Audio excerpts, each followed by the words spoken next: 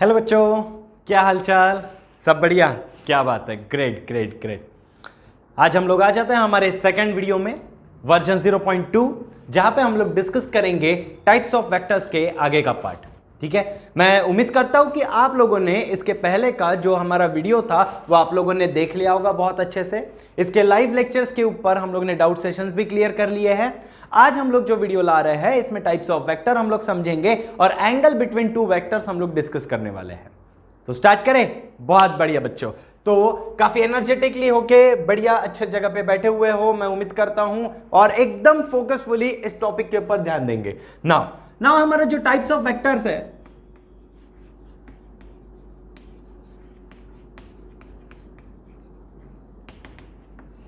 ठीक है, इस टाइप्स ऑफ वेक्टर्स में हम लोगों ने सबसे पहला वेक्टर जो डिस्कस किया था वो हम लोगों का कौन सा था माय डियर स्टूडेंट्स? कौन सा था? That is called as equal vector. ठीक है, हम लोगों ने इक्वल वेक्टर ये समझा था। ठीक, दूसरा हम लोगों का जो वेक्टर था वो था अनइक्वल वेक्टर। अनइक्वल वेक्टर, बहुत बढ़िया सर, बहुत बढ़िया बहुत बढ़िया। चलो फिर नेक्स्ट वेक्टर हम लोगों का कौन सा था? थर्ड वाला वेक्टर हम लोगों ने जो डिस्कस किया था वो था हमारे लिए पैरेलल वेक्टर। पैरेलल वेक्टर, ठीक है, देन एंटी पैरेलल वेक्टर। तो इतने वेक्टर्स के जो टाइप्स थे हम लोगों ने हमारे लास्ट लेक्चर में इसे समझ लिए थे। ओके ओके, नाउ जो नेक्स्ट वेक्टर आज हम लोगों को समझना है, ठीक है, जो अगला वेक्टर हम लोग समझने वाले हैं वो है हमारे लिए collinear vector. Sir, collinear vector, ठीक है। अब now what is this collinear vector, sir? What do you mean by the collinear vector? See dear students, we know what is vector actually. What is vector? Vector मतलब क्या होता है?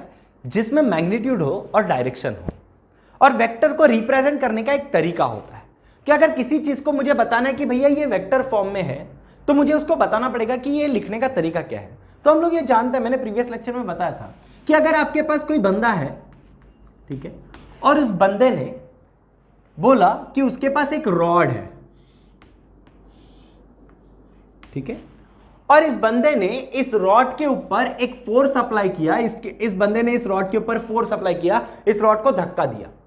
इस बंदे ने बोला कि मैं इस रॉड के ऊपर जो फोर्स अप्लाई करूंगा, मैं वो फोर्स अप्लाई करूंगा 5 न्यूटन का।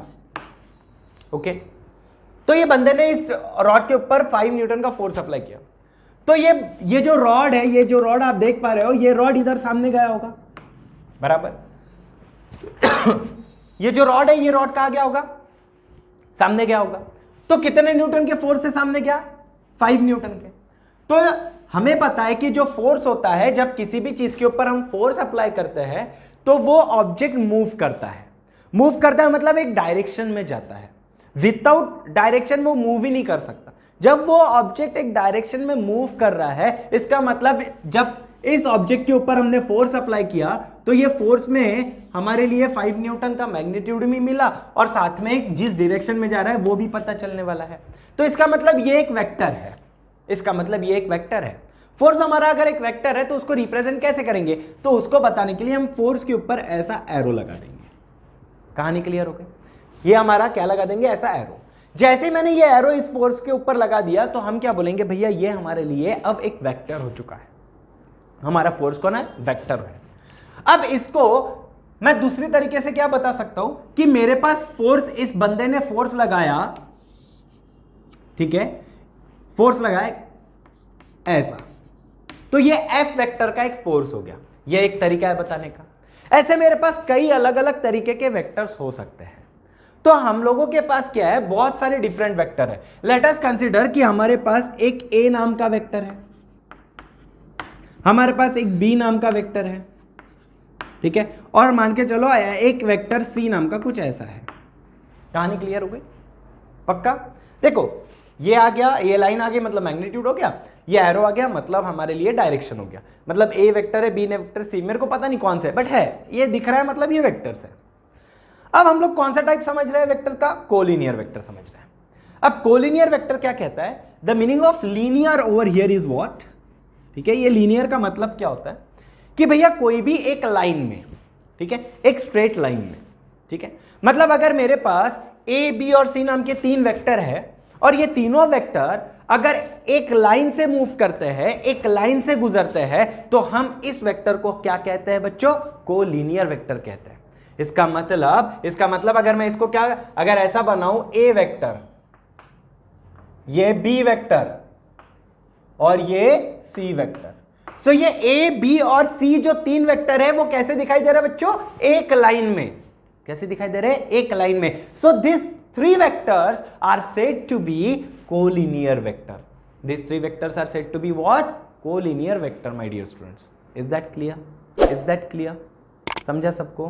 पक्का 100%? बहुत बढ़िया बच्चों, बहुत बढ़िया। सर एक चीज और। सर अगर मेरे पास ये ए वेक्टर है ऐसा, सर मेरे पास ये बी वेक्टर है ऐसा, और मेरे पास ये सी वेक्टर है ऐसा, तो क्या सर ये कोलिनियर वेक्टर है? Sir is it collinear vector? No, not at all. हो ही नहीं सकता। क्यों नहीं हो सकता? Sir they are not in the one line, they are not in the same line, and if this three vectors are not in the same line, it means it is not collinear vector. Done. So what is the definition of collinear vector here? When two or more vectors are on the same line, okay, when two or more vectors are on the same line, then such vectors are called as collinear vector. Is that clear? Great students, great. The next vector what we are going to study or learn about is called as concurrent vector.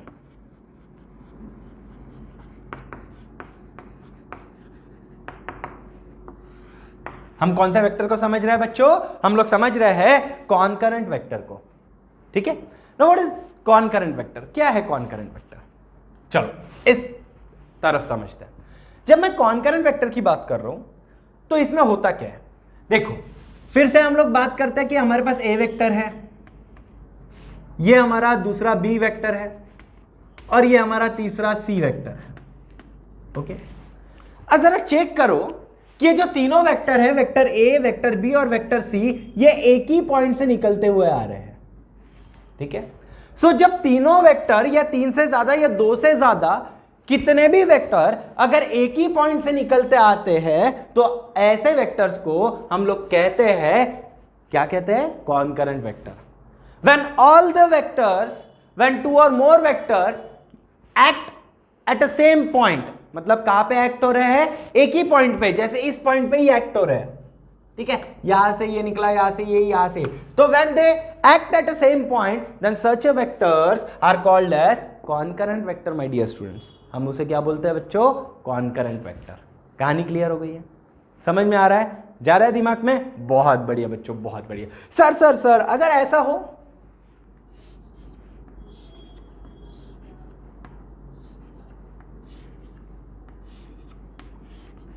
ये सारे vectors हैं, let us consider ये ए, ये B, ये सी, D, ए, F, जी, हो जी, okay. अब ये सारे वेक्टर्स हैं हमारे A B C D E F G. क्या sir this all are concurrent vectors? Yes. सोचो, आपका आंसर होगा बिल्कुल हाँ sir. Yes, it is concurrent vector. They all are concurrent vector. Why? Because they act at a same point. These all vector act at a same point, and therefore we can say that these vectors are called as concurrent vectors. Is that clear? Is that clear? So what we discussed about collinear vector and we discussed about concurrent vector. That's great. That's great. Okay. So the next part we are going to learn, we are going to study about, just a second my dear students. Okay, we have that frame na till there. Okay, no issues. So next vector we are going to learn, we are going to discuss about, that is called as coplanar vector. Okay, so the next vector we are going to see, seventh one, let us say that it is coplanar.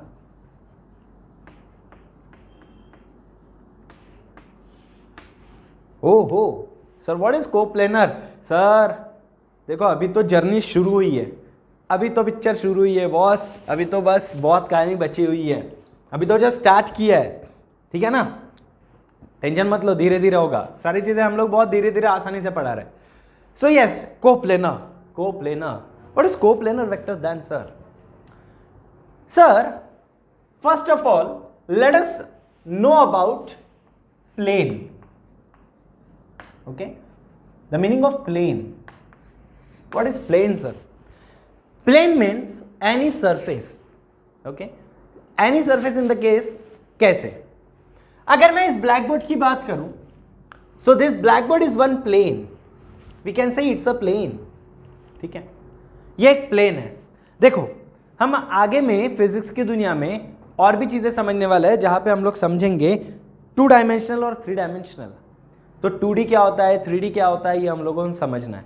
तो आज तो नहीं बताऊंगा, but जब next chapter हमारा graphical methods वाले chapter आएंगे तो उसमें मैं आप लोगों को जरूर बताऊंगा। पहले तो आप लोग ये समझ लो कि प्लेन क्या है। प्लेन मतलब एक सरफेस है, ऐसा सरफेस जो पूरा प्लेन है, यहाँ पे कुछ नहीं है, देयर इज नथिंग, ठीक है। ये मेरे पाम को देखो, ये भी एक प्लेन है। आपके हाथ में जो किताब है, आपके हाथ में जो टेक्स्ट बुक होगी या आपके हाथ में जो कॉपी होगी, उसका वो सामने वाला पार्ट देखो, वो भी एक कौन है, प्लेन है, प्लेन है, ओके ओके। अभी ध्यान देंगे मैं क्या कह रहा हूं। अगर मैंने कोई वेक्टर को लाया, किसी 2 वेक्टर को बुलाया, मैंने बुलाया ये मेरे पास एक प्लेन है,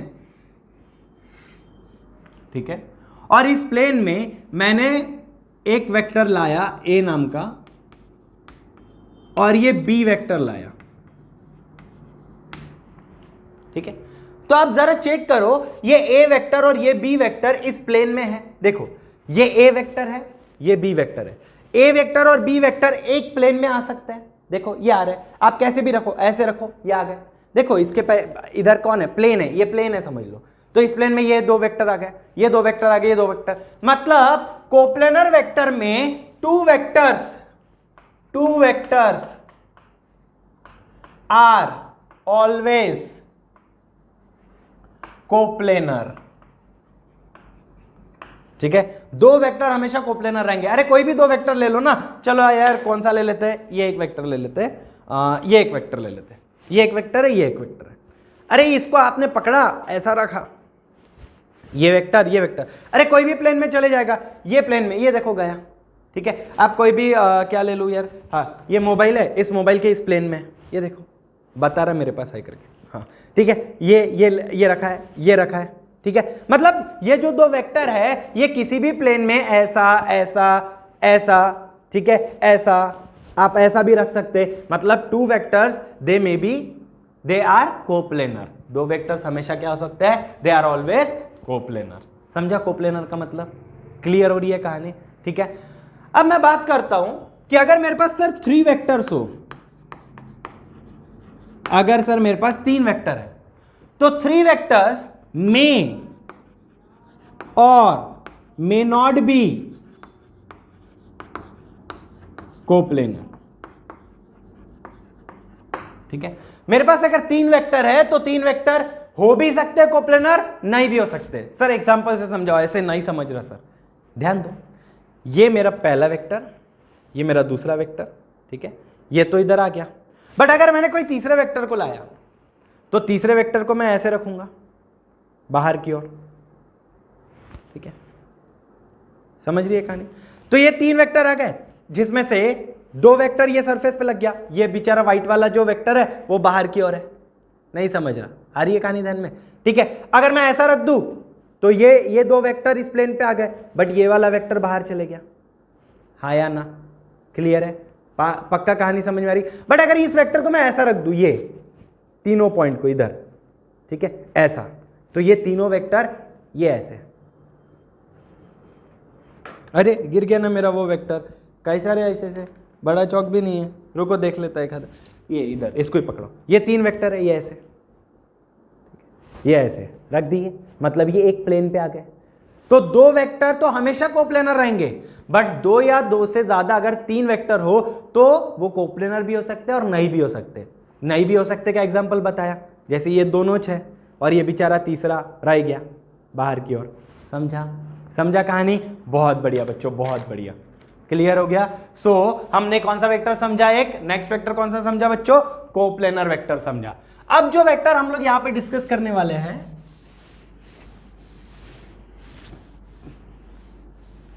ठीक है, वो हमारे लिए बहुत इंपॉर्टेंट वेक्टर है, ठीक है, बहुत ही ज्यादा इंपॉर्टेंट है। ये वेक्टर का जन्म सिर्फ इसलिए हुआ, ठीक है, ये वेक्टर का जन्म सिर्फ इसलिए हुआ कि अगर किसी वेक्टर के पास डायरेक्शन पता नहीं है, ठीक है, धीरे धीरे समझेगा बच्चों, धीरे धीरे समझेगा, जैसे जैसे स्टेप बढ़ते जाएंगे आपको समझेगा। इस नए वेक्टर का जन्म इसलिए हुआ है कि अगर किसी वेक्टर के पास सिर्फ मैग्नीट्यूड है बट डायरेक्शन नहीं है, डायरेक्शन नहीं है, तो उसको डायरेक्शन देने के लिए, उस वेक्टर को डायरेक्शन बताने के लिए इस वेक्टर का जन्म हुआ है, और इस वेक्टर को हम लोग कहते हैं बच्चों यूनिट वेक्टर। कौन सा वेक्टर कहते हैं? हमारा जो नेक्स्ट वेक्टर हमें समझना है that is called as unit vector. समझा? आपको फ्रेम दिख रही है प्रॉपरली? चल रहा है सब बराबर? बहुत बढ़िया बच्चों, बहुत बढ़िया। तो ये वेक्टर हम लोग जो समझने वाला है, ये कौन सा वेक्टर है? Unit vector. ठीक है, तो समझते हैं यूनिट वेक्टर बेसिकली है क्या। मैंने कह दिया पहले कि अगर कोई वेक्टर मेरे पास है और उस वेक्टर के पास डायरेक्शन प्रेजेंट नहीं है, तो उसको बताने के लिए हम लोग यूनिट वेक्टर का इस्तेमाल करते हैं। तो जो यूनिट वेक्टर होता है उसको हम लोग कुछ ऐसे डिनोट करते हैं, ए कैप।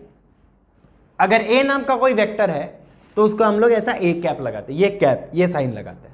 तो ऐसे वेक्टर को हम लोग क्या कहते हैं बच्चों? ऐसे वेक्टर्स को हम लोग कहते हैं यूनिट वेक्टर। कहानी समझ में आ रही है? क्लियर हो रहा है? बहुत बढ़िया बच्चों, बहुत बढ़िया। ठीक है, ठीक है, ओके। अब ध्यान दो, एग्जाम्पल के तौर पे जो यूनिट वेक्टर होता है, इस यूनिट वेक्टर में अगर मैं बोलूं कि मेरे पास ये ऐसा है, तीन अलग अलग डायरेक्शंस है, ठीक है, ये एक्सिस है हमारे लिए, ये एक्स एक्सिस है, ये वाई एक्सिस होता है और ये जेड एक्सिस होता है, और मेरे पास कोई ए नाम का वेक्टर है, ये ए वेक्टर है। ठीक है, ठीक है। अब ये जो ए वेक्टर है, इस ए वेक्टर का मेरे पास मैग्नीट्यूड है बट डायरेक्शन नहीं है। मैंने बोल दिया कि ये मेरे पास ए वेक्टर है जिसका मैग्नीट्यूड है 5 न्यूटन, बट इस ए वेक्टर का क्या नहीं है बच्चों? हमारे पास डायरेक्शन नहीं है, हमारे पास उसका डायरेक्शन नहीं है। तो हम इसके माध्यम से, किसके माध्यम से? इस यूनिट वेक्टर के माध्यम से हम इसके डायरेक्शन को ला सकते हैं। अगर मैंने बोल दिया कि ये ए वेक्टर का डायरेक्शन लाने के लिए मैंने इसमें यूनिट वेक्टर जोड़ दिया, फॉर एग्जांपल मेरे पास एक ए वेक्टर है, ठीक है, और इसको मैंने यूनिट वेक्टर जोड़ दिया। यूनिट वेक्टर बोले तो किससे डिनोट किया जाता है? कैप से। तो मैंने ऐसा आई कैप जोड़ दिया, देखो धीरे धीरे समझो, और मैंने ऐसा बोला ये 5 न्यूटन का ये ऐसा मेरे पास दिया गया है, 5 न्यूटन है और आई कैप। तो ये आई कैप ने ये बताया कि इस यूनिट वेक्टर का डायरेक्शन क्या है, मतलब सॉरी, इस वेक्टर का डायरेक्शन क्या है। फॉर एग्जांपल अगर ये ए वेक्टर है और आई कैप मैंने लगाया तो ये बताएगा कि ये इस डायरेक्शन में है, मतलब ये 5 न्यूटन का हमारा कौन है? वेक्टर ए है, ये वेक्टर ए है और इसका डायरेक्शन क्या है? आई कैप। आई कैप शो करता है कि ये एक्स एक्सिस पे है, आई कैप शो करता है कि ये बच्चों किस पे है? एक्स एक्सिस पे। तो यहां पे मैंने लगा दिया आई कैप, तो ये आई कैप क्या शो करेगा? एक्स एक्सिस पे। अगर मेरे पास कोई बी नाम का वेक्टर है बच्चों, बी नाम का, ठीक है, और इस बी नाम के वेक्टर में है, बी नाम का वेक्टर है, और इस बी नाम के वेक्टर पे ये 10 न्यूटन का यहां पे फोर्स लगा है इस वेक्टर पे, और मैंने इसके साथ जोड़ दिया जे कैप, ठीक है। तो जैसे ही मैंने 10 न्यूटन के साथ ये जे कैप देखा, this J cap is called unit vector, इसे हम लोग क्या बोलेंगे? Unit vector. तो जैसे ही मैंने जे कैप को जोड़ दिया तो ये जे कैप क्या शो करता है कि भैया ये वाला जो बी वाला वेक्टर है इसका डायरेक्शन वाई एक्सिस पे है, मतलब 10 न्यूटन जे कैप, ये हमारा कौन है? बी वेक्टर, ठीक है। मतलब जैसे ही जे कैप बोल दिए तो आप क्या बोलोगे? अच्छा अच्छा जे कैप है, इसका मतलब ये वाई एक्सिस पे है। For Z cap for Z axis also there will be some unit vector ना, तो उसके लिए हम लोग अगर बोल दे कोई सी नाम का वेक्टर है और 15 न्यूटन के कैप लिख दिया है, तो आप क्या बोलोगे? ये ओके, ये है सी, ये है सी वेक्टर, कितना? 15 न्यूटन। कहां पे सर? के कैप। के कैप मतलब कहां पे? जेड एक्सिस पे। तो जैसे आई दिखा, आई कैप दिखा, तो आपके दिल और दिमाग में आना चाहिए ये एक्स एक्सिस के डायरेक्शन में जा रहा है। ओहो, जैसे ही जे कैप दिखा आप क्या बोलना चाहिए? ओ ये आई है बच्चों, ये आई, ये जे है। हाँ, जैसे ही जे कैप दिखा तो आप क्या बोलेंगे, वाई एक्सिस के डायरेक्शन में जाएगा। अच्छा, और जैसे ही के कैप दिखा तो आप क्या बोलेंगे, वो वेक्टर कौन से डायरेक्शन में जाएगा, जेड एक्सिस में। ध्यान दो, एक्स एक्सिस, वाई एक्सिस, और ये निकला बाहर जेड एक्सिस, ये ऐसा। ठीक है, अगर आप ऐसे देखोगे, आपके अकॉर्डिंगली देखो, अच्छा ये डायरेक्शन में देखोगे ऐसा प्लेन में, ये प्लेन में देखोगे तो ये एक्स एक्सिस, ये वाई एक्सिस, ये जेड एक्सिस। ठीक है, यहां पे आई कैप, जे कैप, के कैप। कहानी समझी, समझा।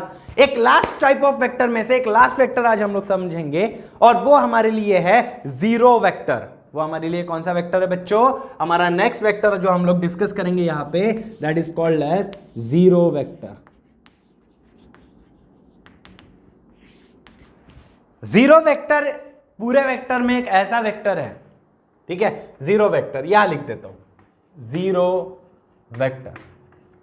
जीरो वेक्टर इस दुनिया में एक ऐसा वेक्टर है जिसकी वैल्यू, जिसका मैग्नीट्यूड तो जीरो है। ठीक है, नाम से ही पता चल रहा है, जिसका मैग्नीट्यूड तो जीरो है, और डायरेक्शन का कोई लेना देना नहीं। मतलब चाहे वो एक्स में रहो, वाई में रहो, जेड में रहो, कहीं पे भी रहो, हमें कोई लेना देना नहीं। मतलब ये सिर्फ एकलौता ऐसा वेक्टर है जिसमें डायरेक्शन का कोई लेना देना नहीं है। पूरा का पूरा आर्बिटरी पॉइंट है, ये आर्बिटरी,